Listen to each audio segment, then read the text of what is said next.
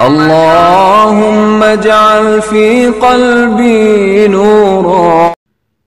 دیار غیر۔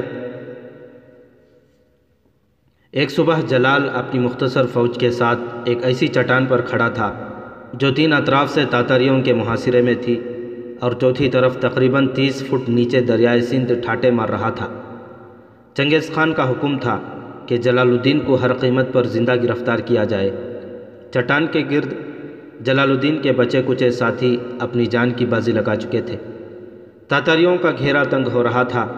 ان کی فوج سے ایک سوار جو شکل و صورت اور لباس سے ایک مسلمان عالم معلوم ہوتا تھا، سفید جھنڈا اٹھائے ہوئے آگے بڑھا اور اس نے چٹان کے قریب پہنچ کر بلند آواز میں کہا، سلطان معظم، اگر آپ ہتھیار ڈال دیں تو خان اعظم آپ کی جان بخشی کا وعدہ کرتے ہیں۔ سلطان نے جواب دیا، اگر تمہارے ہاتھ میں سفید جھنڈا نہ ہوتا تو میں تمہاری بات کا جواب تیر سے دیتا۔ جاؤ اس ڈاکو سے کہو میں ذلت کی زندگی پر عزت کی موت کو ترجیح دیتا ہوں۔ طاہر نے چنگیز خان کے ایلچی کو ایک ہی نگاہ میں پہچان لیا۔ یہ محلب بن داؤد تھا۔ چنگیز خان نے چند دستوں کو حملے کا حکم دیا۔ جلال الدین کے سپاہیوں کے تیروں اور پتھروں کی بارش سے چٹان کے نیچے تاتاریوں کی لاشوں کے ڈھیر لگ گئے۔ چنگیز خان نے یہ دیکھ کر زیادہ سپاہی بھیج دیے۔ جلال الدین کے سپاہی ایک ایک کر کے کٹنے لگے۔ وہ پیچھے ہٹتے ہٹتے چٹان کے آخری سرے تک جا پہنچے۔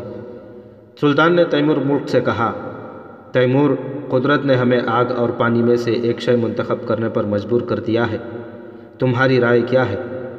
تیمور ملک نے جواب دیا، مجھے یقین ہے کہ پانی کی لہریں آگ کی شعلوں کی طرح بے رحم ثابت نہیں ہوں گی۔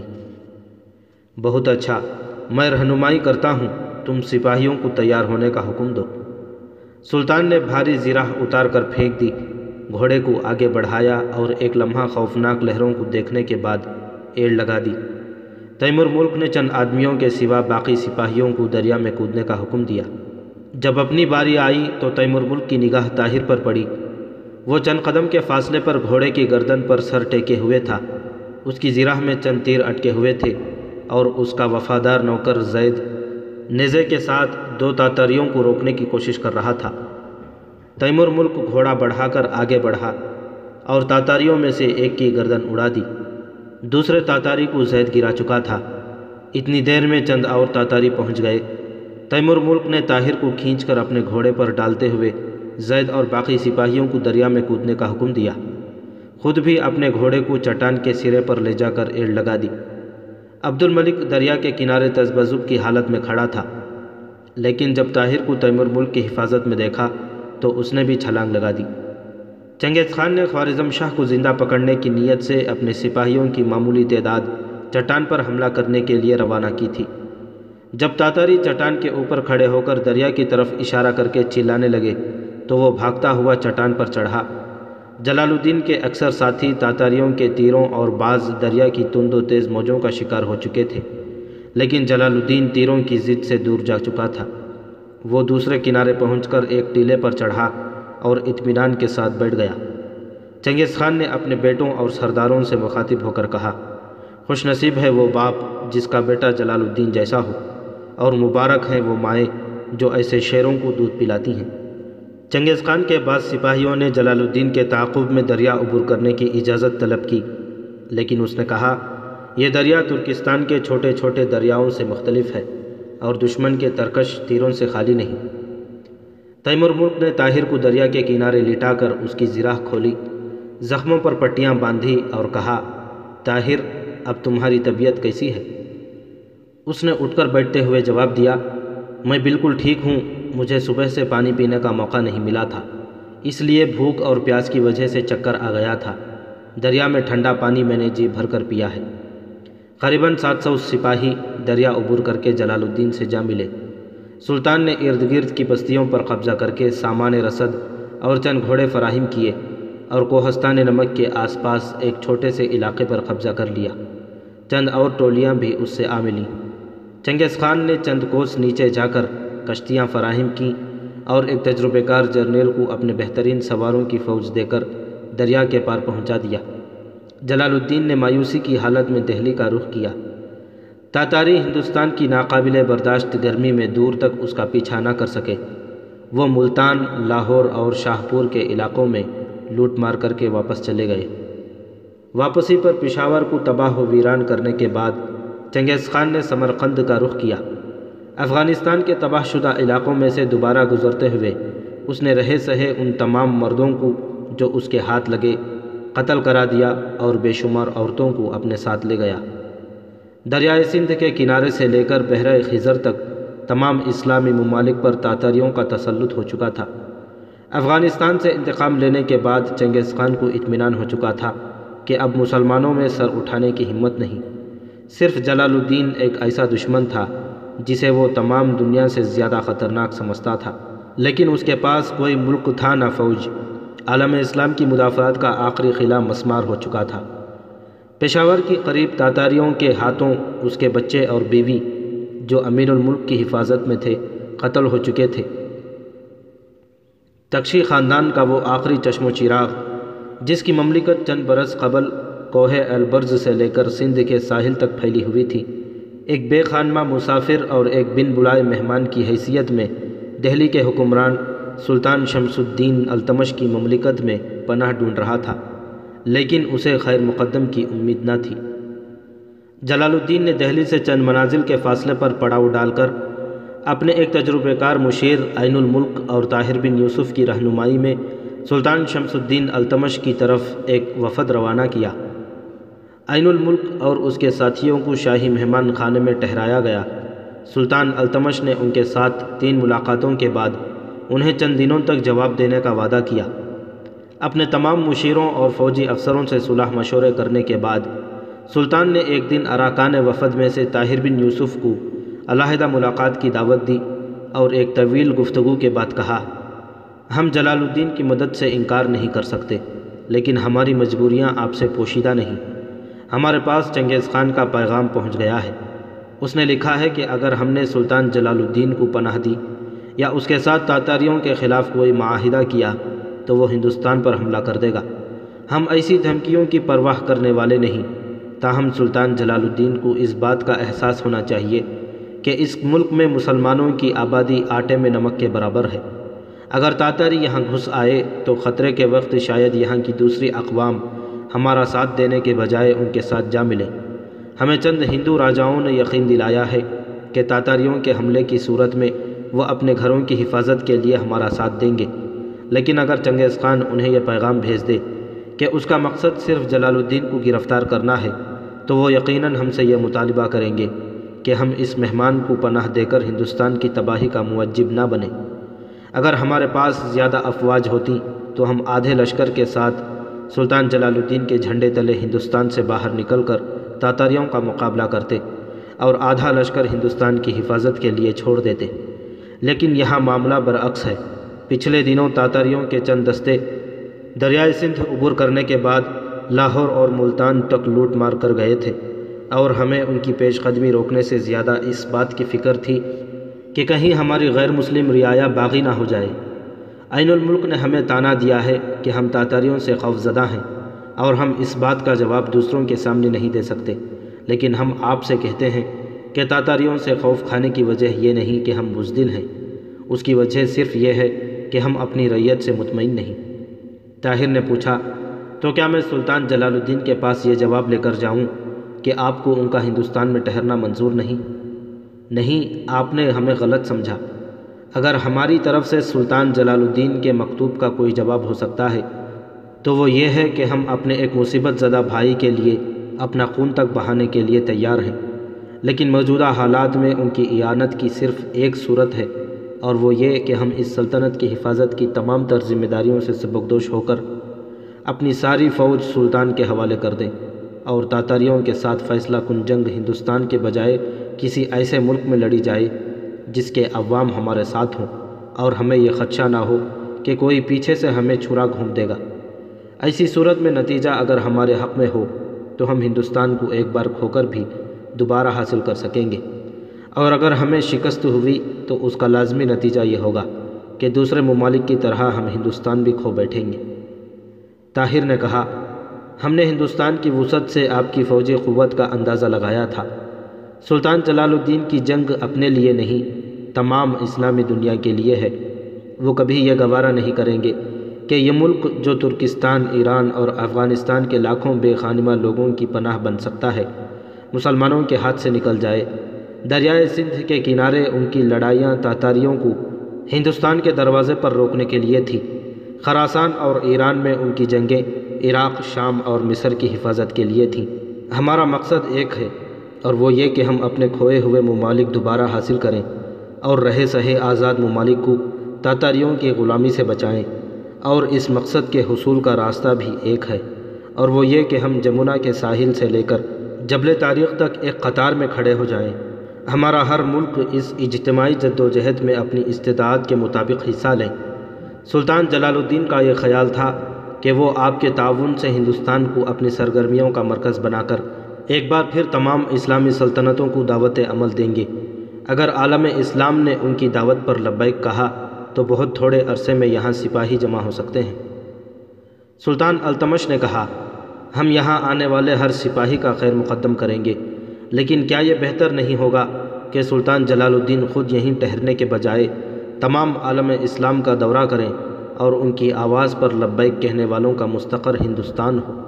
جتنے سپاہی وہ فراہم کر کے یہاں بھیجیں گے، ہم ان کی تمام ضروریات مہیا کرنے کا ذمہ لیتے ہیں۔ اس کا خوشگوار اثر یہ ہوگا کہ تاتاری ہر کروٹ سے باخبر رہیں گے اور ہماری طرف سے خطرہ محسوس کرتے ہی ہندوستان پر حملہ کر دیں گے۔ آپ ہماری باتوں پر ٹھنڈے دل سے غور کریں اور سلطان کو بھی سمجھائیں۔ پھر اگر ان باتوں کے باوجود سلطان نے یہاں ٹھہرنا قرین مصلحت سمجھا تو ہم آپ کو یقین دلاتے ہیں کہ ہمارے محل کا ایک حصہ ان کے لیے خالی ہوگا، اور اگر انہیں ایک مہمان کی حیثیت میں یہاں ٹھہرنا پسند نہ ہو تو ہم انہیں یہ اجازت دے دیں گے کہ وہ اس ملک کے غیر مفتوحہ حصوں میں سے جون سا علاقہ چاہیں فتح کر لیں۔ ہم درپردہ ان کی مدد کریں گے اور تاتاریوں کو دور رکھنے کے لیے ان پر یہ ظاہر کریں گے کہ سلطان ہماری مرضی کے بغیر اس ملک میں گھس آیا ہے۔ طاہر نے کہا، میں آج ہی سلطان کی طرف روانہ ہو جاؤں گا اور چند دنوں تک سلطان کا جواب آپ کے پاس پہنچا دوں گا۔ شمس الدین التمش نے کہا، بہتر یہ ہوگا کہ آپ سلطان کو مکتوب میں یہ تمام باتیں لکھ بھیجیں اور اپنے ساتھیوں میں سے کسی کو سلطان کے پاس روانہ کر دیں۔ عین الملک نے ابھی سے ہمارے امراء کے ساتھ ساز باز شروع کر دی ہے۔ آپ سلطان کو لکھیں کہ یہاں عین الملک کی موجودگی ہم دونوں کے لیے نقصان رساں ثابت ہوگی۔ بہتر یہ ہے کہ وہ اسے بلا لیں اور ہمارے پاس تیمور ملک کو بھیج دیں۔ وہ نیک نیت بھی ہے اور معاملہ فہم بھی۔ ہمیں یقین ہے کہ ہم بہت جلد کسی فیصلے پر پہنچ جائیں گے۔ سلطان کے پاس آپ اپنے ساتھیوں میں سے جس کو بھیجنا چاہیں اس کے لیے ڈاک گھوڑوں کا بندوبست کیا جائے گا، اور وہ زیادہ سے زیادہ 3 دن میں سلطان کا جواب لے کر یہاں پہنچ جائے گا۔ ان ملاقات کے بعد طاہر کے دل میں سلطان التمش کے متعلق جو غلط فہمیاں تھیں وہ سب دور ہو گئیں۔ اس نے مہمان خانے میں واپس آ کر عین الملک کو تمام حالات سے آگاہ کیا اور سلطان جلال الدین کے نام مراسلہ لکھنے بیٹھ گیا۔ اگلے دن طاہر شہر کی ایک مسجد میں صبح کی نماز پڑھ کر باہر نکلا تو دروازے کی سیڑھیوں پر کسی نے پیچھے سے اس کا دامن پکڑ لیا۔ کون؟ طاہر نے پیچھے مڑ کر دیکھتے ہوئے سوال کیا۔ ایک نوعمر لڑکے نے مسکراتے ہوئے کہا، آپ مجھے پہچانتے نہیں؟ اسماعیل؟ طاہر نے اسے جھک کر گلے لگا لیا اور جذبات کے ہیجان میں اس پر سوالات کی بوچھاڑ کر دی۔ تم یہاں کب پہنچے؟ تمہارا نانا کہاں ہے؟ تمہاری نانی کیسی ہے؟ اور سریا تمہاری بہن کہاں ہے؟ چلیے وہ سب گھر پر ہیں۔ کہاں؟ اسی شہر میں بالکل قریب۔ طاہر کا دل دھڑکنے لگا۔ اس نے کہا، مجھے یہاں 1 ہفتہ ہو گیا، کاش مجھے معلوم ہوتا کہ تم یہاں ہو۔ مجھے بلخ کے قریب پہنچ کر پتہ چلا کہ تم غزنی جا چکے ہو۔ اسماعیل نے کہا، کل رات میں نے آپ کو اسی مسجد میں دیکھا تھا، لیکن میں دور تھا، اچھی طرح پہچان نہ سکا، اور جب میں نے آپا جان سے ذکر کیا تو انہوں نے مجھے آج صبح مسجد کے دروازے پر پہرا دینے کے لیے کہا۔ چلیے۔ طاہر اسماعیل کے ساتھ چل دیا۔ منزل شوق کی طرف اس کے پاؤں کبھی تیز اور کبھی سست رفتار سے اڑ رہے تھے۔ وہ اسماعیل کے ساتھ ایک خوبصورت محل میں داخل ہوا۔ سریا مکان کے صحن میں آم کے درختوں کے درمیان کھڑی تھی۔ طاہر اسے دیکھ کر رکتا، جھجکتا اور سنبھلتا ہوا آگے بڑھا اور چند قدم کے فاصلے پر رک گیا۔ دونوں کی نگاہیں ایک ثانیے بھٹکنے کے بعد ایک دوسرے کے چہرے پر مرکوز ہو گئیں۔ وہ خاموش تھے اور الفاظ کی ضرورت بھی نہ تھی۔ ان کے دل و دماغ سمٹ کر نگاہوں میں آ چکے تھے۔ وہ ایک دوسرے کے چہرے کے بدلتے ہوئے رنگ دیکھ رہے تھے۔ ایک لمحے کے لیے انہیں دنیا میں ایک دوسرے کے سوا کسی اور کی موجودگی کا احساس تک نہ تھا۔ ان کے دلوں کی دھڑکنوں کے سوا کارخانہ حیات کے تمام ہنگامے سو چکے تھے۔ اسماعیل نے کہا، آپا پہچانا نہیں آپ نے؟ یہ بھائی طاہر ہیں۔ ثریا مسکرائی اور ایک لمحہ توقف کے بعد آگے بڑھ کر اسماعیل کو گلے لگا کر بولا، میرے خیال میں تم نے انہیں پہچاننے میں غلطی کی ہے، یہ شاید کوئی اور ہے۔ اسماعیل نے پریشان ہو کر طاہر کی طرف دیکھا اور کہا، خدا کی قسم یہ وہی ہیں۔ ثریا ہنسی اور طاہر کی طرف دیکھ کر اپنی آنکھوں میں مسرت کے آنسو چھپاتی ہوئی مکان کی طرف چل دی۔ برآمدے کی سیڑھیوں کے قریب پہنچ کر وہ چلنے کے بجائے بھاگ رہی تھی۔ ننی جان وہ آ گئے، اس نے ایک دروازے پر رک کر کہا۔ باہر اسماعیل حیران ہو کر طاہر کی طرف دیکھ رہا تھا۔ آپ ذرا دبلے ہو گئے ہیں، شکل تو بالکل وہی ہے۔ عجیب بات ہے کہ آپا آپ کو نہیں پہچان سکی۔ آپ میرے ساتھ اندر چلیے، نانا جان کو آپ ضرور پہچان لیں گے۔ اسماعیل نے یہ کہتے ہوئے طاہر کا ہاتھ پکڑ لیا۔ طاہر نے ہنستے ہوئے کہا، لیکن اگر انہوں نے بھی نہ پہچانا تو؟ اسماعیل نے پھر ایک بار غور سے طاہر کی طرف دیکھتے ہوئے کہا، میں سچ کہتا ہوں، آپ کے چہرے پر کوئی تبدیلی نہیں آئی۔ پیشانی پر زخم کا ایک نشان ہے، لیکن اس سے کیا فرق پڑتا ہے؟ نانا جان یقیناً آپ کو پہچان لیں گے۔ اتنی دیر میں شیخ عبد الرحمن باہر نکلتا ہوا دکھائی دیا۔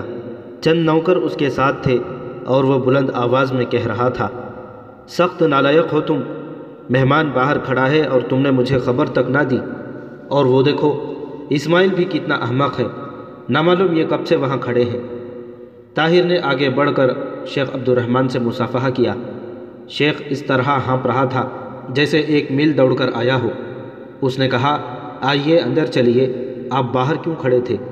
اسماعیل نے کہا، نانا جان پہچانا آپ نے یہ کون ہے؟ چپ نالائق۔ شیخ طاہر کا بازو پکڑ کر مکان کی طرف چل دیا۔ برآمدے کے سامنے سنگ مرمر کی سیڑھیوں پر چڑھتے ہوئے اس کا پاؤں پھسلا، لیکن طاہر نے اسے بروقت تھام لیا۔ اسماعیل ہنستا ہوا بھاگ کر ستون کے پیچھے چھپ گیا۔ شیخ نے سنبھلتے ہوئے کہا، یہ سنگ مرمر کی سیڑھیاں بہت خطرناک ہے، میں چوتھی بار یہاں سے پھسلا ہوں۔ اسماعیل کہاں گیا؟ وہ نالائق یقیناً کہیں چھپ کر ہنس رہا ہوگا۔ ابے صابر شکوکت، آج ہی معماروں کو بلاؤ اور انہیں کہو کہ یہاں سے سنگ مرمر اکھاڑ کر کوئی کھردار پتھر لگا دیں، لیکن ٹھہرو، ابھی نہیں، پھر صحیح۔ شیخ نے طاہر کو ایک خوشنما کمرے میں بٹھاتے ہوئے کہا، میں تمہارے متعلق مایوس ہو چکا تھا، میں تم سے کئی باتیں پوچھنا چاہتا ہوں۔ ہاں، پہلے یہ بتاؤ کہ تم دہلی کیسے آئے؟ تم نے وعدہ کیا تھا کہ تم بلخ جلد پہنچو گے، پھر اتنی دیر کیوں لگائی؟ طاہر نے ان سوالات کے جواب میں مختصر طور پر اپنی سرگزشت بیان کر دی۔ شیخ نے کہا، اب دوبارہ بھاگنے کا ارادہ تو نہیں؟ میں جلال الدین کا ساتھ نہیں چھوڑ سکتا، اگر اسے یہاں سے کوچ کرنا پڑا تو مجھے بھی اس کا ساتھ دینا پڑے گا، لیکن فی الحال کم از کم ایک ہفتہ میں یہیں ہوں۔ میں عنقریب دہلی چھوڑنے کا ارادہ کر چکا ہوں۔ آپ کہاں جائیں گے؟ مدینہ، بغداد یا دمشق؟ ثریا مدینہ جانے پر مصر ہے، لیکن میں نے ابھی تک فیصلہ نہیں کیا۔ تمہارے خیال میں کون سا شہر زیادہ محفوظ ہے؟ مدینہ ہر لحاظ سے محفوظ ہے۔ تمہارا گھر بھی وہی ہے نا؟ جی ہاں، مدینے کے بالکل قریب۔ اگر آپ میرے گھر ٹھہرنا قبول فرمائیں تو میں اپنے نوکر کو آپ کے ساتھ بھیجنے کے لیے تیار ہوں۔ شکریہ، لیکن میں 2 سال قبل مدینے میں ایک باغ اور ایک مکان خرید چکا ہوں۔ میں نے اپنے 2 ملازم دمشق اور بغداد بھیج دیے ہیں، انہوں نے وہاں بھی میرے لیے مکان خرید لیے ہوں گے۔ اب ایک بات کا فیصلہ باقی ہے، اور وہ یہ کہ تم اپنی بیوی کو اپنے ساتھ لے جاؤ گے یا سردست اس کا ہمارے ساتھ رہنا پسند کرو گے؟ میری بیوی؟ طاہر نے پریشان سا ہو کر کہا، ہاں ہاں، تمہاری بیوی، میرا مطلب ہے شادی کے بعد۔ شیخ اپنا فقرہ پورا نہ کر سکا۔ عقبی کمرے کا دروازہ کھلا اور شیخ کی عمر رسیدہ بیوی اندر داخل ہوئی۔ طاہر نے اٹھ کر سلام کیا اور اس نے پیار اور شفقت سے کہا، بیٹھ جاؤ بیٹا۔ شیخ نے کہا، ہاں میں کہہ رہا تھا۔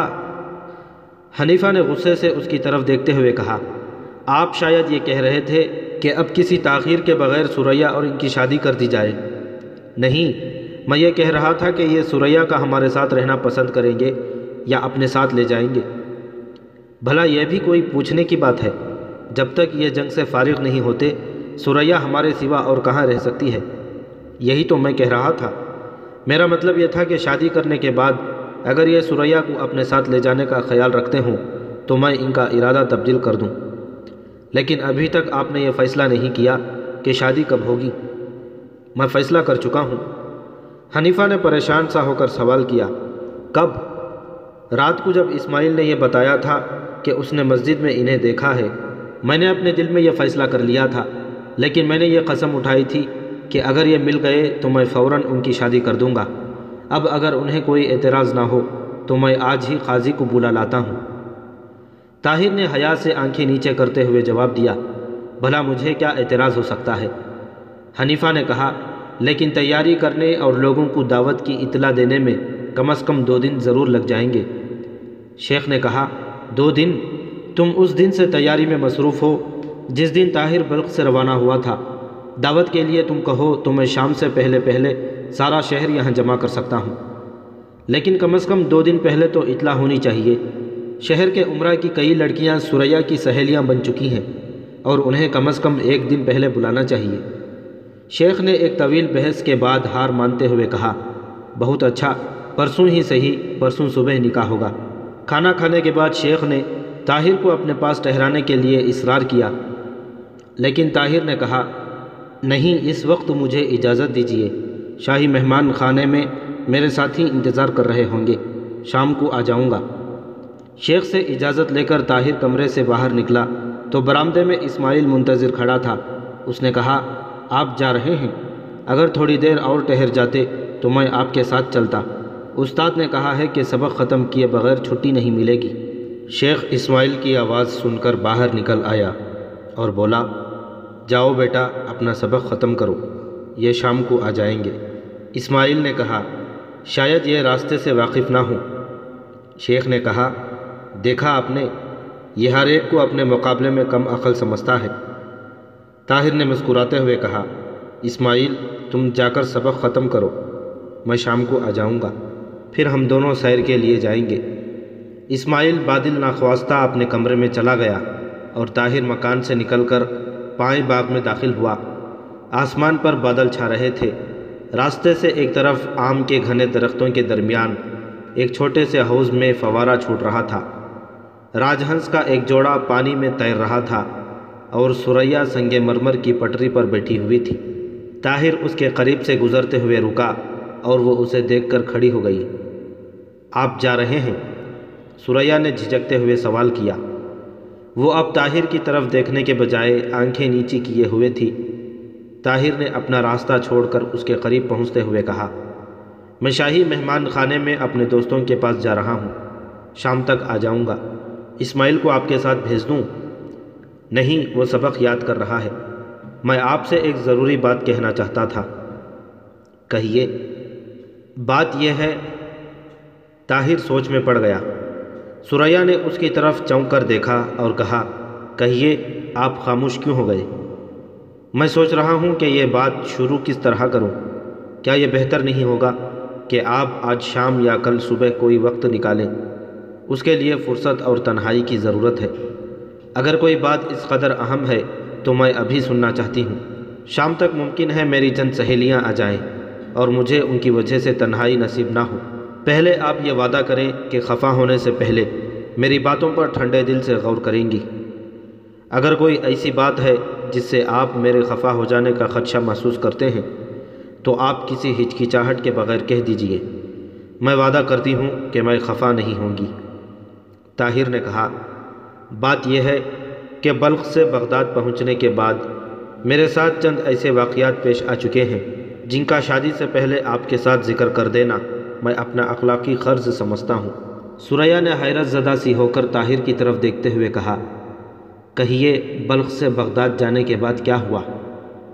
مجھے معلوم نہ تھا کہ آپ گھبرائیں نہیں، میں سمجھ گئی۔ میں آپ کو آپ کی مرضی کے خلاف کسی گزشتہ فیصلے کا پابند رہنے پر مجبور نہیں کروں گی۔ دیکھا، آپ کو ابھی سے غلط فہمی ہو گئی۔ میں صرف اس لیے آپ سے کچھ کہنا چاہتا تھا کہ کل آپ کو یہ شکایت نہ ہو کہ آپ نے بے خبری میں اپنے مستقبل کے متعلق کوئی غلط فیصلہ کیا تھا۔ ثریا نے کہا، دنیا میں صرف آپ ہیں جس سے مجھے کبھی کوئی شکایت نہیں ہو سکتی، لیکن آپ کے تذبذب سے مجھے بے چینی ضرور ہوئی ہے۔ مجھے اس سے کوئی سروکار نہیں کہ بغداد پہنچ کر آپ کو کیا واقعات پیش آئے۔ مجھے یہ اطمینان ہے کہ آپ سے جو کچھ ہوا ہوگا وہ صحیح ہوگا۔ اگر آپ مجھ سے یہ بھی کہیں کہ آپ کسی اور سے شادی کرنے پر مجبور ہو گئے تھے تو خدا شاہد ہے کہ مجھے آپ سے شکایت نہ ہوگی۔ میں صرف اتنا جاننا چاہتی ہوں کہ آپ میرے ہیں۔ اگر وہ کوئی ایسی ہے جسے آپ کی محبت میں کسی کی شرکت گوارا نہیں تو میں آپ کو شادی کے لیے مجبور نہ کروں گی، اور اگر آپ اس لیے بات کرنے سے ہچکچا رہے ہیں کہ میں اپنی محبت میں کسی اور کی شرکت گوارا نہیں کروں گی تو مجھے یقیناً اس بات کا افسوس ہوگا کہ آپ نے میرے متعلق غلط رائے قائم کی ہے۔ لیکن تم نے یہ کیوں سوچا کہ میں شادی کر چکا ہوں؟ آپ کے بجائے تم سن کر ثریا کا چہرہ خوشی سے چمک اٹھا۔ وہ بولی، تو پھر اس کے سوا آپ کیا کہنا چاہتے ہیں کہ میرے علاوہ ایک اور لڑکی بھی ہے جسے آپ مایوس نہیں کرنا چاہتے؟ اچھا فرض کرو میں یہی کہنا چاہتا ہوں تو کیا؟ تو تم کیا جواب دیتی؟ میں جواب دینے سے پہلے آپ سے کئی سوالات پوچھتی۔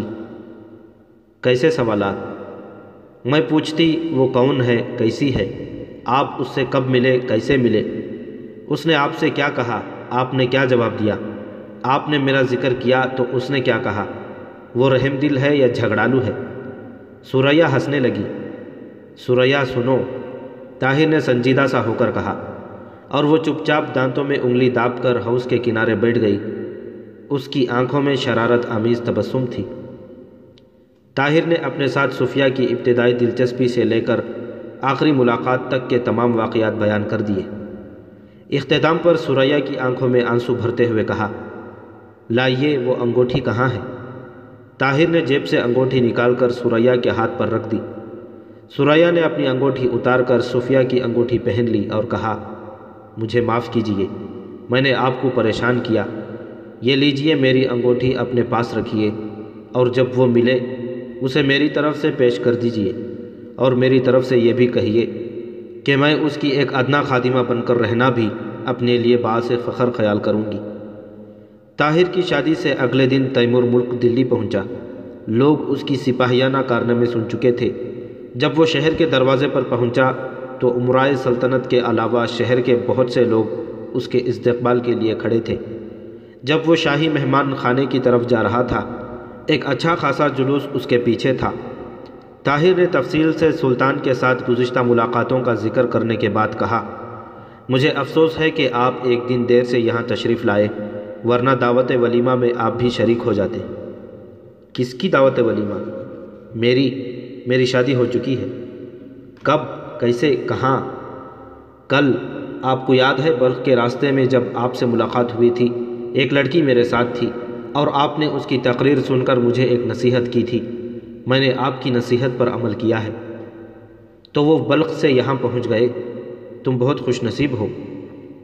طاہر نے کہا، میرا خیال تھا کہ آپ کے ساتھ عبد الملک بھی آئے گا اور آپ دونوں میری شادی میں شریک ہو سکیں گے۔ عبد الملک بغداد روانہ ہو چکا ہے۔ کب؟ تمہارا مکتوب ملتے ہی سلطان نے مجلس شورا طلب کی، اور ہمارا متفق فیصلہ تھا کہ تمام اسلامی سلطنتوں میں ایلچی بھیج کر انہیں تاتاریوں کے خلاف ایک متحدہ محاذ بنانے کی دعوت دی جائے۔ سلطان کی خواہش تھی کہ تمہیں بھیجا جائے، لیکن میں نے یہ رائے دی کہ تمہاری دہلی میں بہت ضرورت ہے۔ طاہر نے کہا، لیکن میری طرح عبد الملک کے متعلق بھی خلیفہ کی رائے اچھی نہیں تھی۔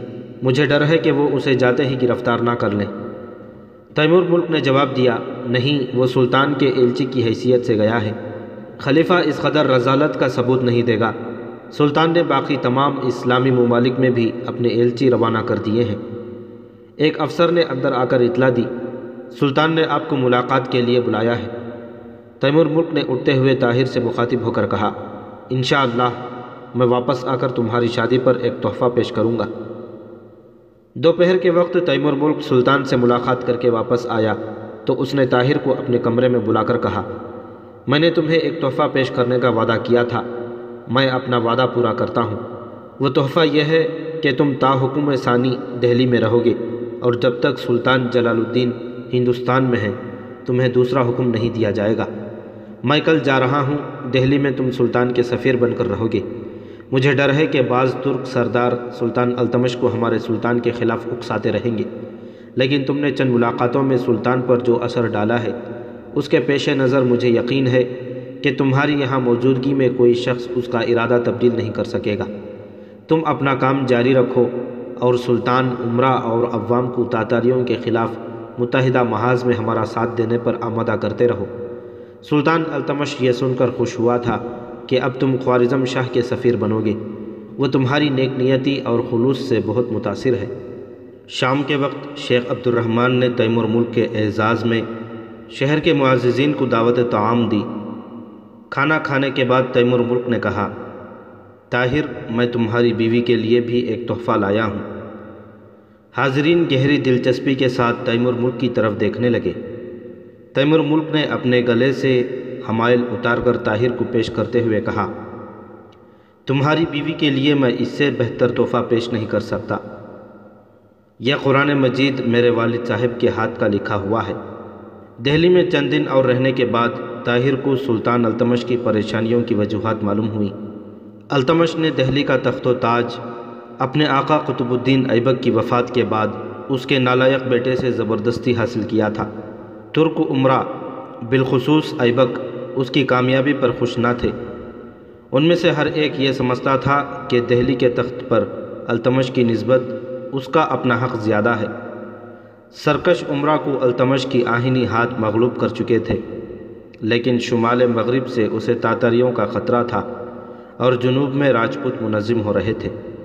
ان حالات میں التمش کا یہ خدشہ بے جا نہ تھا کہ اگر تاتاریوں یا راجپوتوں کے ساتھ لڑائی کی نوبت آ گئی تو اس کی فوج کے بعض ترک سردار جو ابھی تک مطمئن نہیں ہوئے اس کے دشمنوں کے ساتھ جا ملیں گے۔ جب عین الملک نے دہلی پہنچ کر سلطان کے باغی عمرا کے ساتھ ساز باز شروع کر دی تو التمش کو ایک نئے خطرے کا احساس ہوا۔ تیمور ملک سلطان سے ملاقات کے بعد عین الملک کے ساتھ بہت سختی سے پیش آیا۔ رخصت سے پہلے وہ چند سرکردہ عمرا سے جا ملا اور انہیں مستقبل کے خطرات سے آگاہ کرنے کے بعد متفق اور متحد رہنے کی ہدایت کی۔ تیمور ملک کے جانے کے بعد طاہر نے عمرا کو متحد کرنے کی کوشش جاری رکھی۔ چند دنوں میں سلطان کے مخالفین میں سے اکثر عمرا نے طاہر کی تقریروں سے متاثر ہو کر یہ حلف اٹھایا کہ وہ خطرے کے وقت سلطان کے ساتھ بے وفائی نہیں کریں گے۔ اس کے بعد طاہر عوام کی طرف متوجہ ہوا۔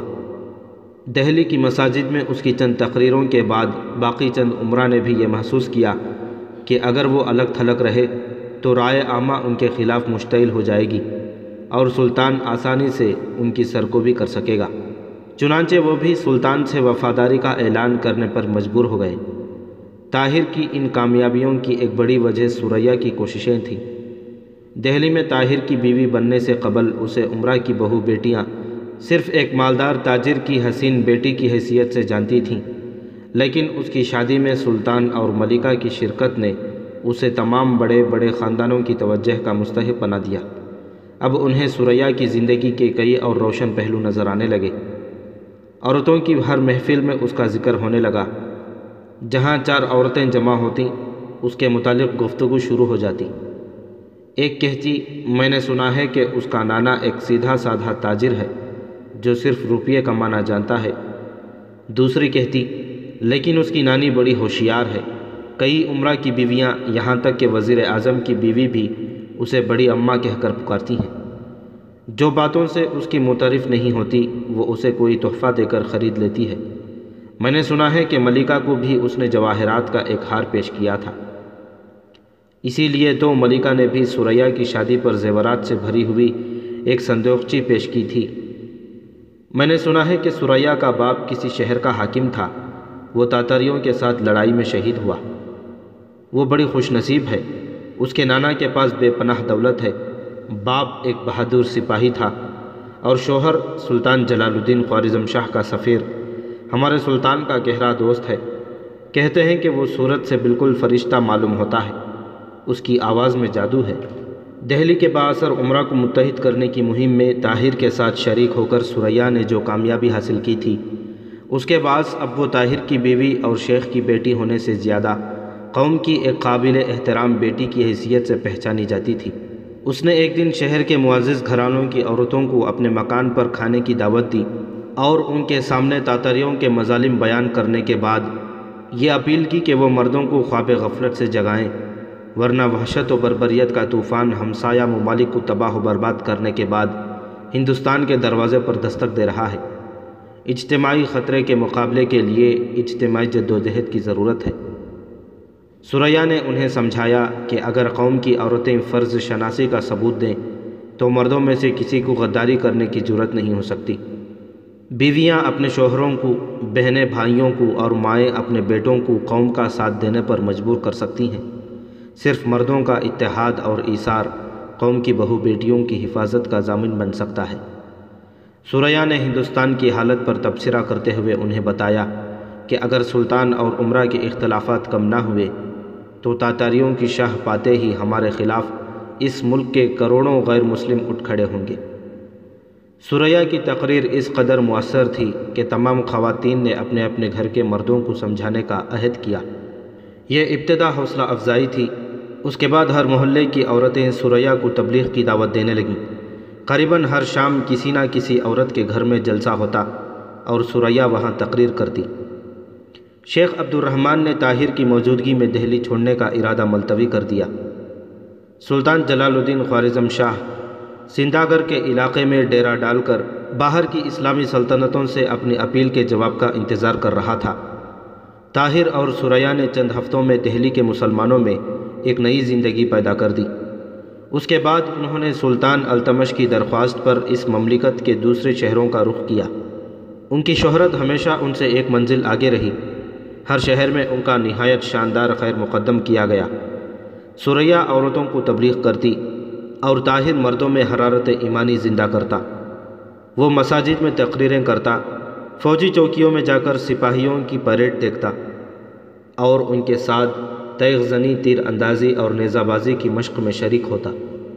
الفاظ اور کردار کا یہ غازی جب کئی مہینوں کے دورے کے بعد واپس دہلی پہنچا تو سلطان التمش نے اس کا شکریہ ادا کرتے ہوئے کہا، اب مجھے یقین ہے کہ میں دریائے سندھ سے لے کر کوہ بندھیاچل تک تمام سرکشوں کو مغلوب کر سکوں گا۔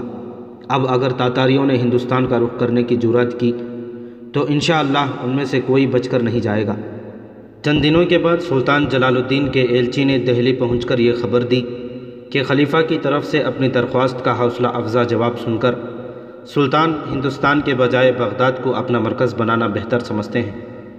یہ خبر سنانے کے بعد ایلچی نے طاہر کو تیمور ملک کا مکتوب پیش کیا، جس کا مضمون یہ تھا، خلیفہ سے اپنا پیغام کا حوصلہ افزا جواب موصول ہونے پر سلطان نے بغداد جانے کا فیصلہ کیا ہے۔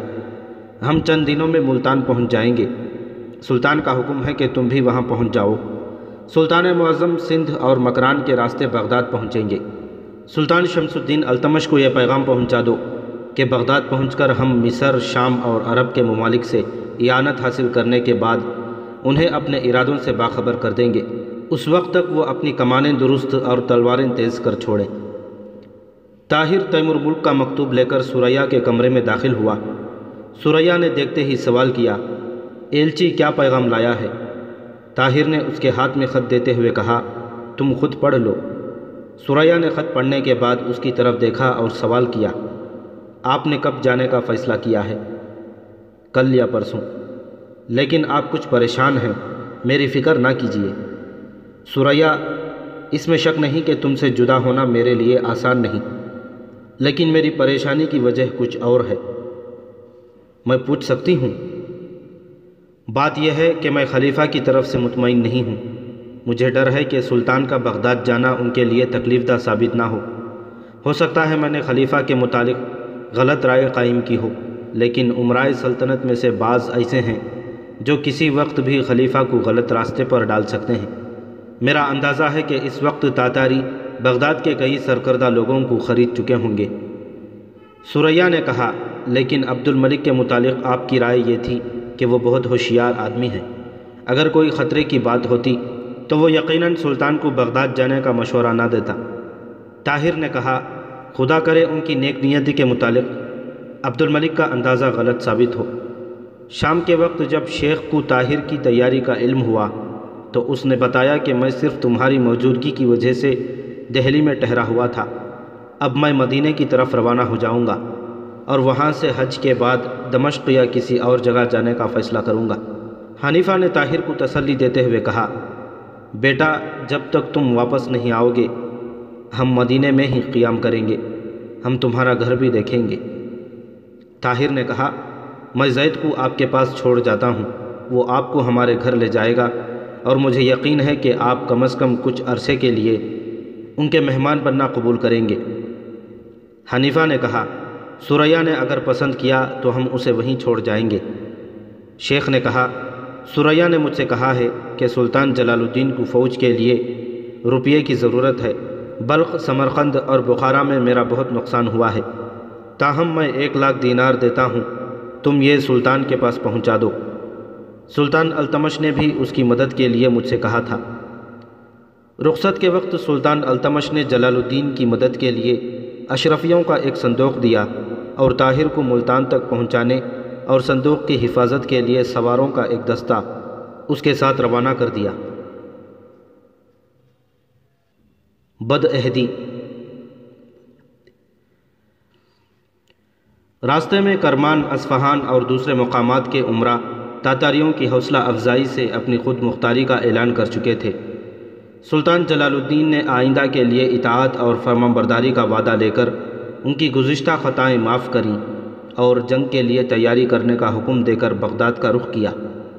بغداد سے واپس آ کر عبد الملک سلطان کو یقین دلا چکا تھا کہ تاتاریوں کا خطرہ بغداد سے بہت قریب دیکھ کر خلیفہ اپنی رائے تبدیل کر چکا ہے اور وہ سلطان کی مدد کے لیے فوج تیار کر رہا ہے۔ خلیفہ کا خط بھی بہت حوصلہ افزا تھا، لیکن طاہر، تیمور ملک اور سلطان کے چند اور ساتھی پوری طرح مطمئن نہ تھے۔ تیمور ملک نے سلطان کو مشورہ دیا کہ وہ چند دن بغداد کی حدود سے باہر قیام کریں اور چند آدمیوں کو بغداد بھیج کر تازہ حالات معلوم کریں۔ ممکن ہے کہ خلیفہ آپ کو دور رکھ کر مدد دینے کے لیے تیار ہو، لیکن اسے آپ کا بغداد میں داخل ہونا گوارا نہ ہو۔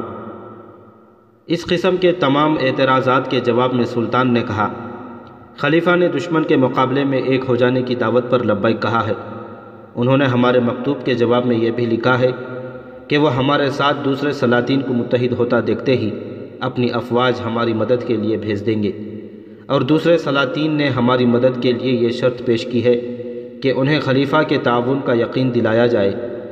اس صورت میں ہمارے لیے یہی راستہ ہے کہ ہم بغداد چلے جائیں اور خلیفہ کی طرف سے شام، مصر اور مراکش کے سلاطین کے نام یہ پیغام بھجوائیں کہ جہاد میں انہیں ہمارا ساتھ دینا چاہیے۔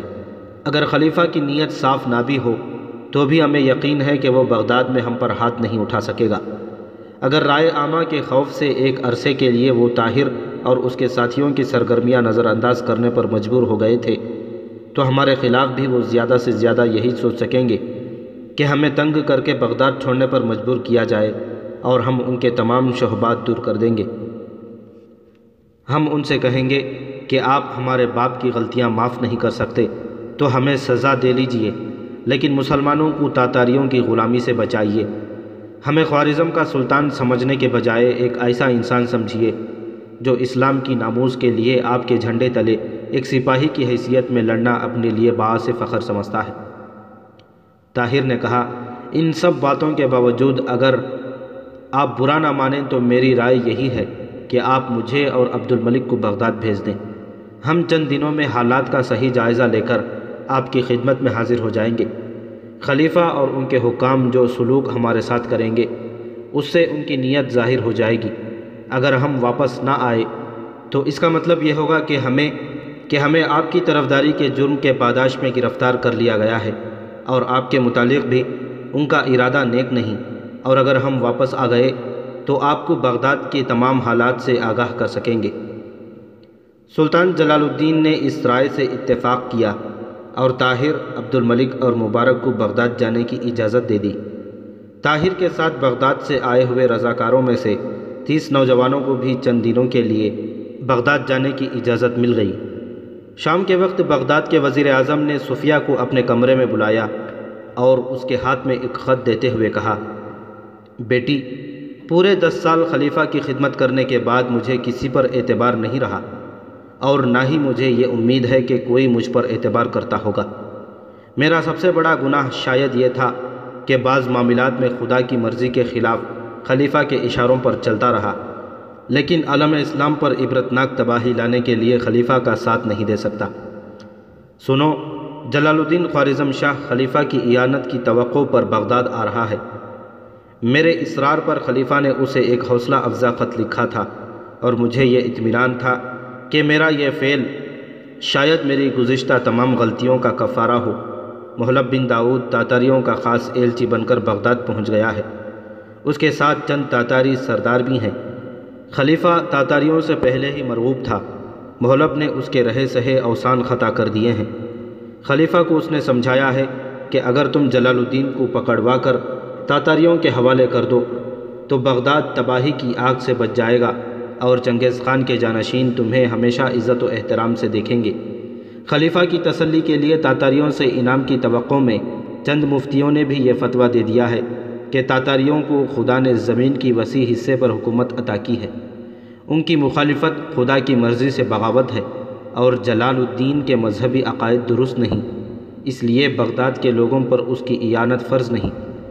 معلوم ہوتا ہے کہ محلب چند دن پہلے سے یہاں سرگرم عمل تھا، لیکن مجھے اس کی آمد کا صرف اس وقت پتہ چلا جب وہ چند تاتاری سرداروں کے ساتھ خلیفہ کے دسترخوان پر بیٹھنے کا شرف حاصل کر چکا تھا۔ میں نے خلیفہ کو سمجھانے کی کوشش کی ہے، لیکن محلب کی باتوں سے متاثر ہو کر خلیفہ خدا سے زیادہ تاتاریوں سے ڈرتا ہے۔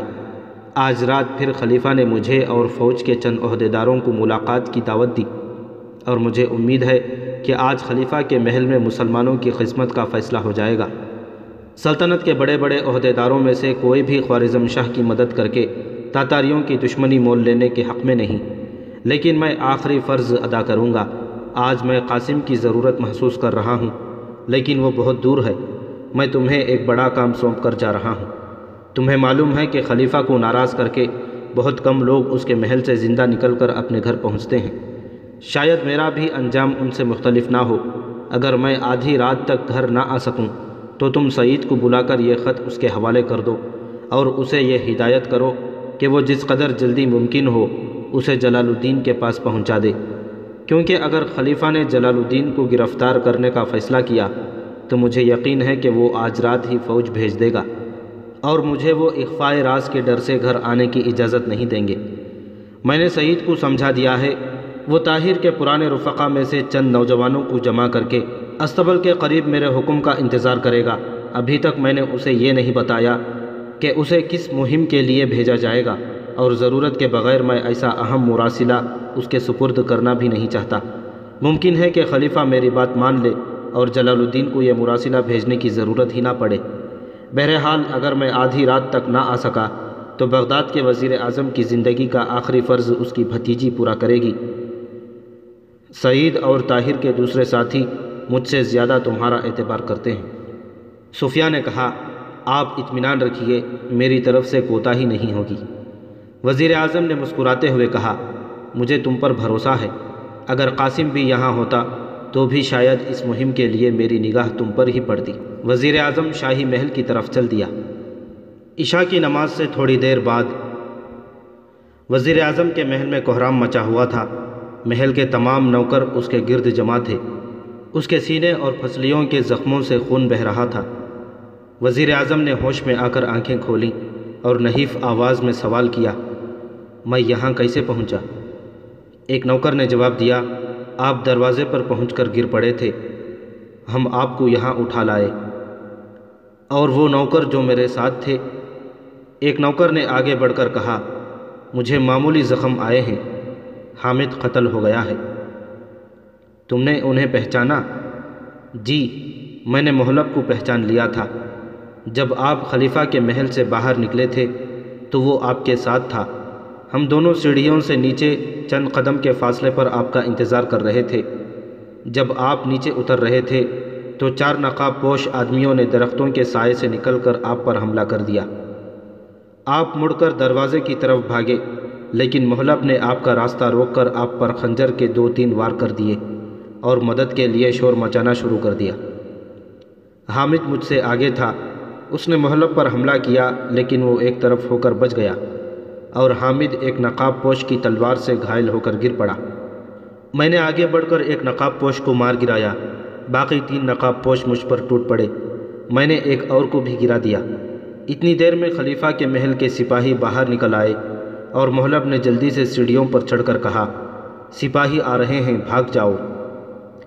وہ بھاگ گئے تو میں آپ کے پاس پہنچا اور چند قدم آپ کے ساتھ چل کر اس خیال سے رک گیا کہ وہ مبادا آپ کا تعاقب کریں۔ جب مجھے یہ اطمینان ہو گیا کہ آپ محل کے قریب پہنچ چکے ہیں تو میں بھی آ گیا۔ وزیر اعظم نے کہا، سعید کہاں ہے؟ سعید نوکروں کو ادھر ادھر ہٹا کر وزیر اعظم کے بستر کے قریب آ کھڑا ہوا۔ وزیر اعظم نے اپنی بیوی صفیہ، سکینہ اور سعید سے کہا، تمہارے ذمے جو کام ہے وہ صفیہ تمہیں بتا دے گی، تمہارے ساتھی تیار ہیں؟ جی ہاں۔ وزیر اعظم پھر اپنی بیوی کی طرف متوجہ ہوا، میرے بعد تمہارے لیے بغداد چھوڑ کر مصر چلے جانا بہتر ہوگا، میں صرف تھوڑی دیر کا مہمان ہوں۔ صفیہ نے کہا، چچا میں نے ابھی تک آپ کو ایک بات نہیں بتائی، طاہر زندہ ہے، اور اگر آپ کا انتقام کسی اور نے نہ لیا تو وہ ضرور لے گا۔ بیٹی سچ کہو، میرے دل پر یہ ایک بہت بڑا بوجھ تھا۔ صفیہ نے کہا، ہاں یہ سچ ہے، اسے مردہ سمجھ کر دریا میں پھینک دیا گیا تھا، یہ سعید کو بھی معلوم ہے۔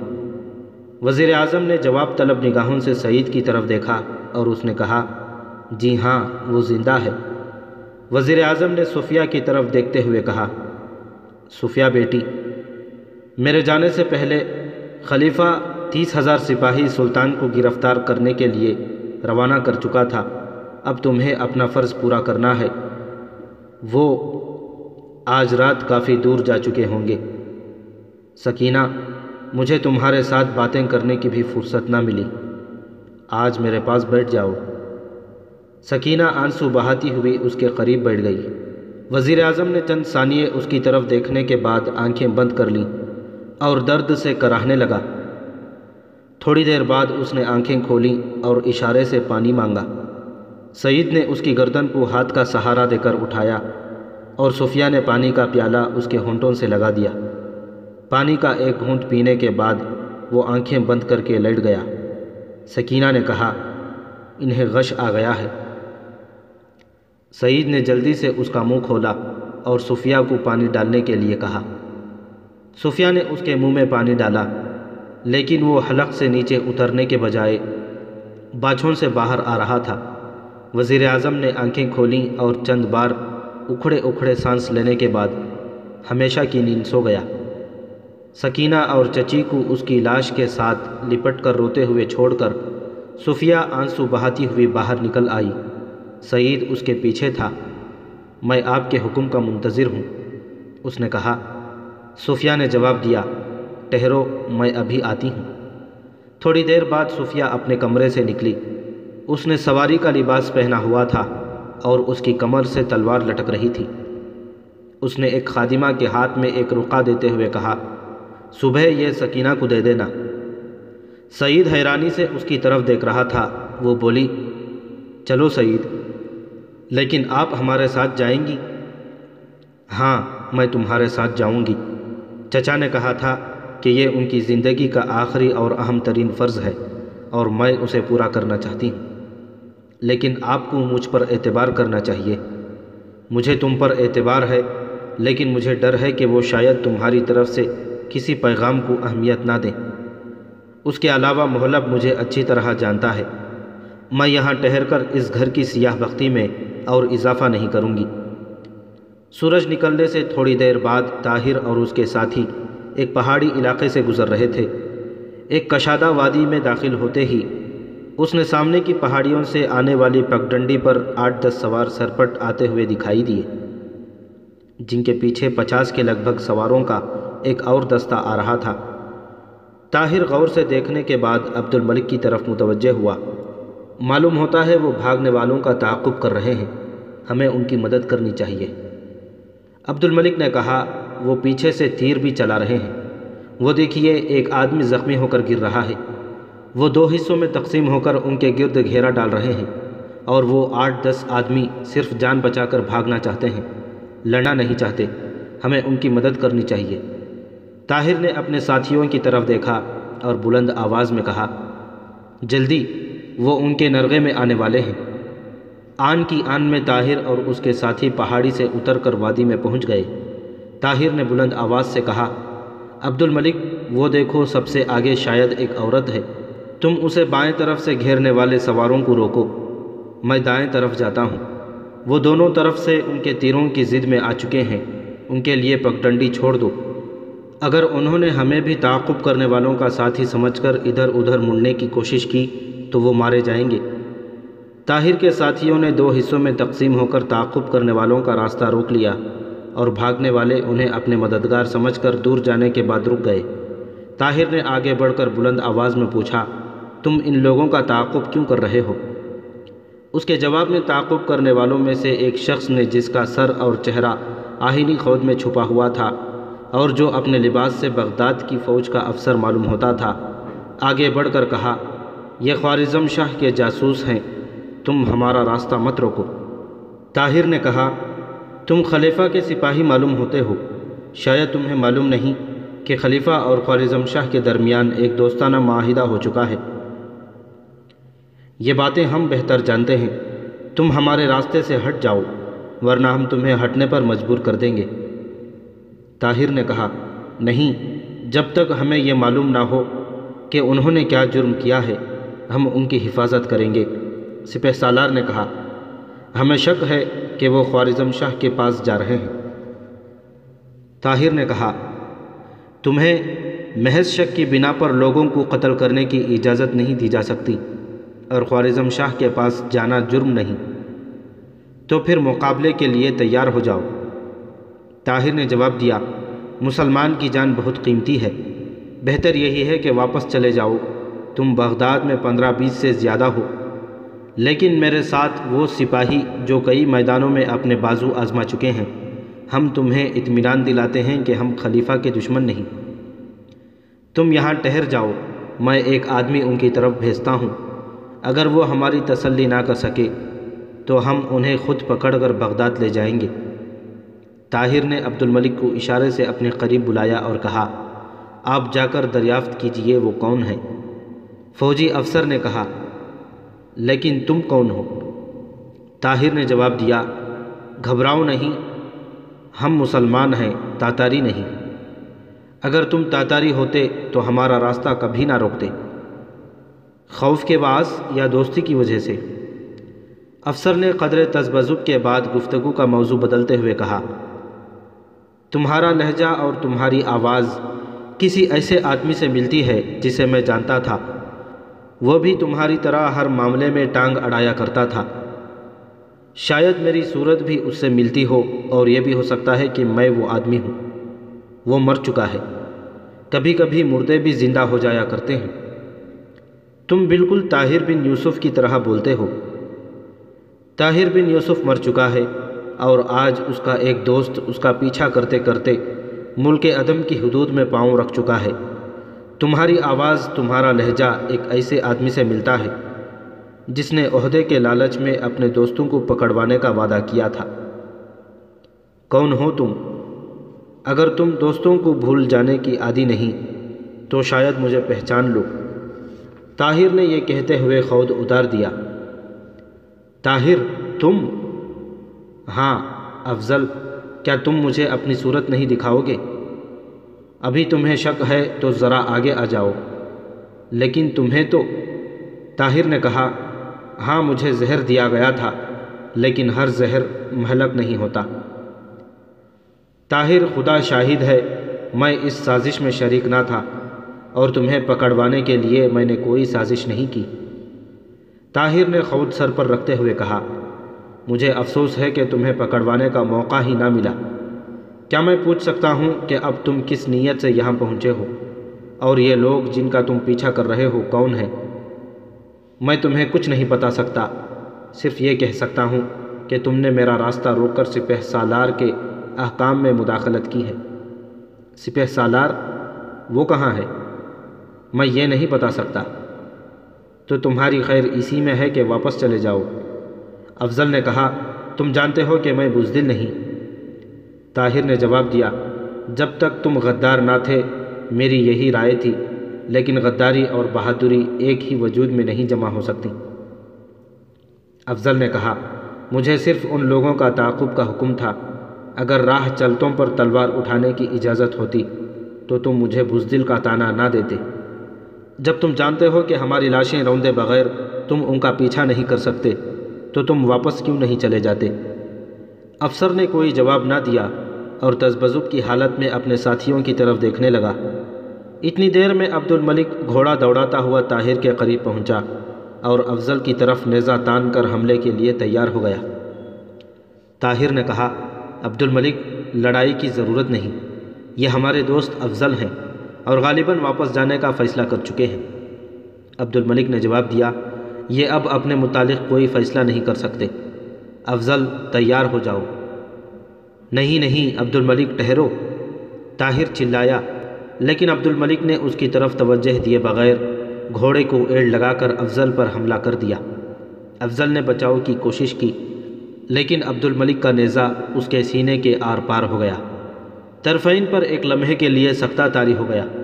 عبد الملک گھوڑا موڑ کر ان کے درمیان آ کھڑا ہوا اور افضل کے ساتھیوں کو مخاطب کرتے ہوئے بلند آواز میں بولا، تم میں سے اور کون ہے جو خلیفہ کا نمک حلال کرنا چاہتا ہے؟ یہ خشک زمین منافقوں، بزدلوں اور غداروں کے خون کے لیے ترس رہی ہے۔ میری طرف دیکھو، میں عبد الملک ہوں، شاید تم میں سے اکثر مجھے جانتے ہوں۔ عبد الملک نے ایک لمحے کے لیے خود اتار کر پھر اپنے سر پر رکھتے ہوئے کہا، اے کاش تم جینا اور مرنا جانتے، تم کمزور کے سامنے شیر اور طاقتوروں کے سامنے بھیڑیں بن جاتے۔ تم عورتوں پر تیر برساتے ہو، لیکن مردوں کو دیکھ کر تمہارے ہاتھ کانپتے ہیں۔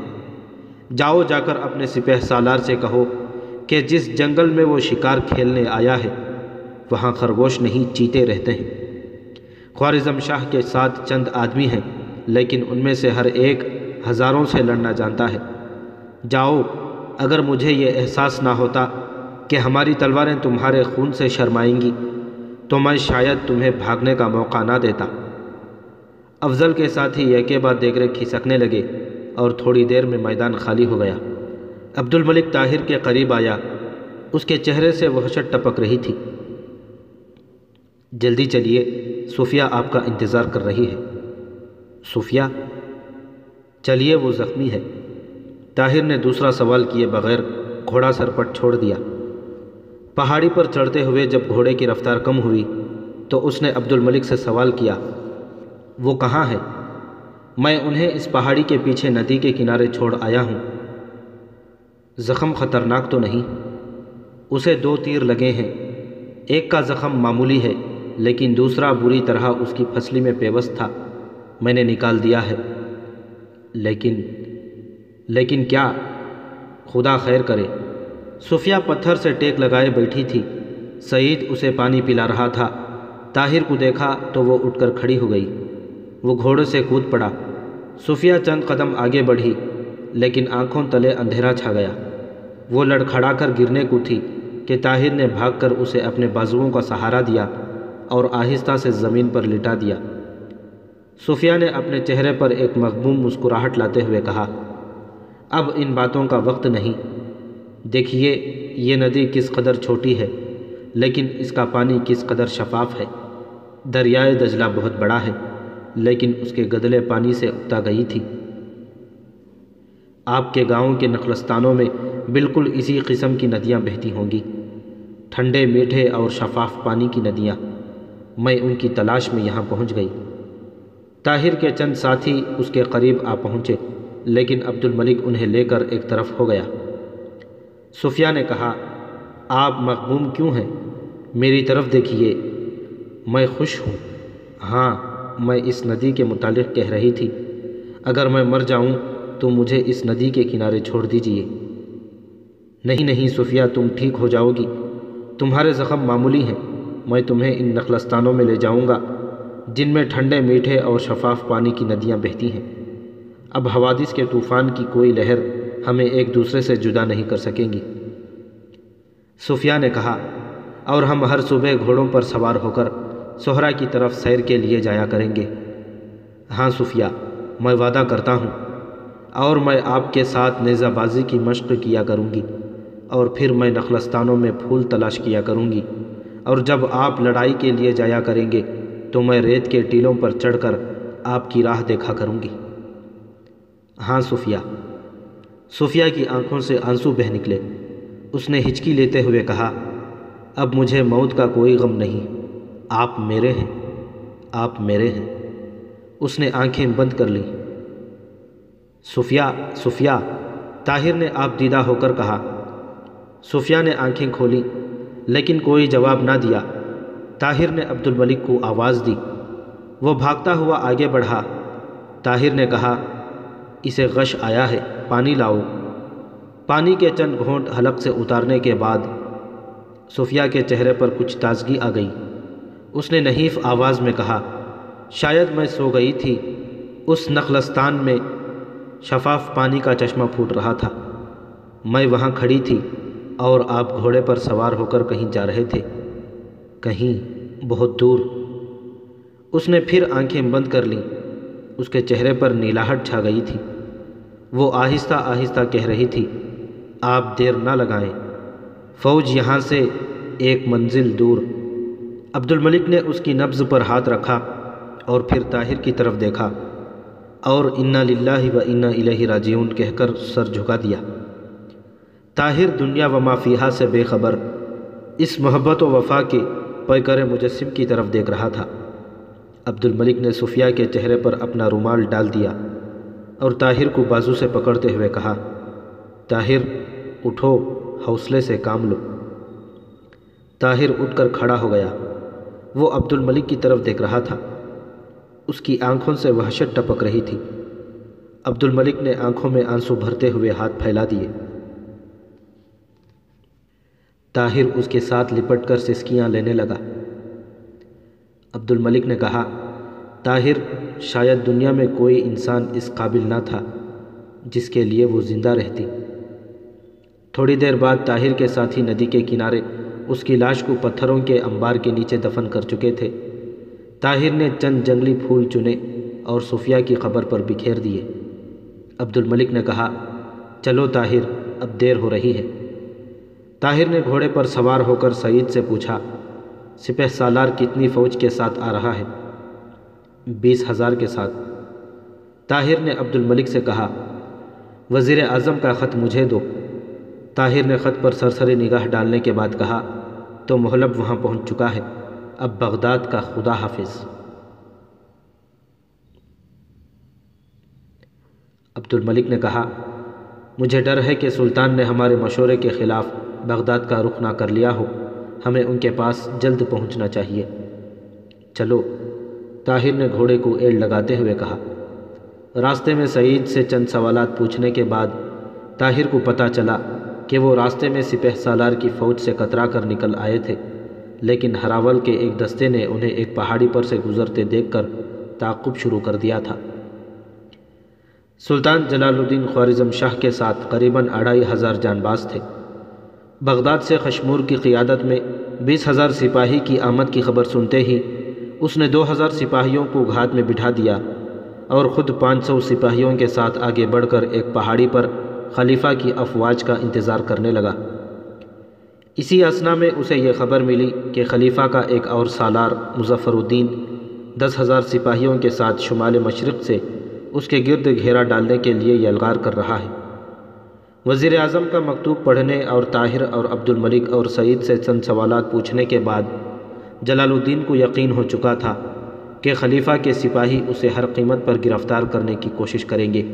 اگر وہ یہاں سے بچ کر نکل گیا تو بھی وہ اس وقت تک اس کا تعاقب کریں گے جب تک کہ وہ تاتاریوں کے ہاتھ نہیں آ جاتا۔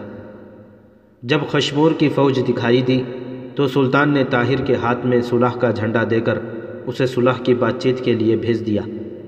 جب خشمور کے سامنے یہ درخواست پیش کی کہ اول تو بغداد جانے کے لیے اس کا راستہ نہ روکا جائے۔ سلطان کو یقین ہے کہ خلیفہ کی خدمت میں حاضر ہو کر وہ اس کی غلط فہمیاں دور کر سکے گا، ورنہ اسے یہاں ٹھہر کر خلیفہ سے پیغام رسانی کا موقع دیا جائے گا، اور اگر یہ دونوں درخواستیں ناقابل قبول ہوں تو سلطان واپس جانے کے لیے تیار ہے، بشرطے کہ اس کا پیچھا نہ کیا جائے۔ خشمور جلال الدین کے ساتھ صرف 500 آدمی دیکھ کر اپنی قوت تسخیر کا مظاہرہ کرنے پر تلا ہوا تھا۔ اس نے بے اعتنائی سے جواب دیا، ہمارا پہلا اور آخری فیصلہ یہی ہے کہ سلطان اپنے آپ کو ہمارے حوالے کر دے، ورنہ مقابلے کے لیے تیار ہو جائے۔ طاہر نے اسے سمجھانے کی ہر ممکن کوشش کی، لیکن خشمور میں سنی انسنی کر دی۔ اس کے باقی جرنیلوں سے اپیل کی، لیکن ان پر کوئی اثر نہ ہوا۔ طاہر نے مایوس ہو کر کہا، میں تمہارے پاس دوستی اور محبت کے پھول لے کر آیا تھا، لیکن تم عداوت کے کانٹوں کے لیے دامن پھیلا رہے ہو۔ میں صلح کا ایلچی بن کر آیا تھا، لیکن تم جنگ چاہتے ہو۔ میں وعدہ کرتا ہوں کہ تمہاری خواہش پوری کی جائے گی۔ افسوس، سب کچھ کھو بیٹھنے کے باوجود مسلمان اس بات پر فخر کر سکتے تھے کہ دنیا میں ان جیسا مہمان نواز کوئی نہیں، لیکن آج یہ سعادت بھی اہل بغداد سے چھین لی گئی ہے۔ جلال الدین لڑائی سے نہیں ڈرتا، لیکن آج وہ تلوار جو بارہا تاتاریوں کے خون میں ڈوب چکی ہے، مسلمانوں کی تلواروں سے ٹکراتے ہوئے یقیناً شرمائے گی۔ خدا معلوم اس لڑائی کا نتیجہ کیا ہوگا، لیکن تم گواہ ہو کہ ہم اس کے لیے تیار نہیں۔ یہ ہمارے سر پر تھوپی جا رہی ہے۔ خشمور نے کہا، جاؤ، ہمیں اس لڑائی کا نتیجہ معلوم ہے، اور 1 ساعت کے اندر اندر تمہیں بھی معلوم ہو جائے گا۔ طاہر نے گھوڑے کی باگ سنبھالتے ہوئے کہا، مجھے صرف ایک بات معلوم ہے، اور وہ یہ کہ خوارزم کی طرح بغداد کی عظمت کے دن بھی گنے جا چکے ہیں، اور ہم میں سے کسی ایک کی فتح دونوں کی شکست ہوگی۔ طاہر نے گھوڑے کو ایڑ لگا دی اور آن کی آن میں سلطان کے پاس پہنچ گیا۔ خشمور کی فوج کے عرب سپاہیوں کے لیے مہمان نوازی کے متعلق طاہر کا طعنہ ناقابل برداشت تھا۔ ان میں سے اکثر نے یہ فیصلہ کیا کہ وہ لڑائی میں حصہ نہیں لیں گے۔ ایرانی اور ترک سرداروں میں سے بھی بعض پریشان تھے، اس لیے خشمور نے موقع کی نزاکت کو محسوس کرتے ہوئے فوراً حملہ کرنے کا حکم دے دیا۔ جلال الدین نے اپنے عقب میں چھپی ہوئی فوج کو ہدایات بھیج کر خشمور کی فوج کا مقابلہ کیا۔ بغداد کی فوج کے قلب اور دونوں پہلوؤں پر چند حملے کرنے کے بعد اس نے پسپائی شروع کر دی۔ خشمور نے یہ سمجھ کر کہ سلطان میدان چھوڑ کر بھاگ رہا ہے، اس کا پیچھا کیا۔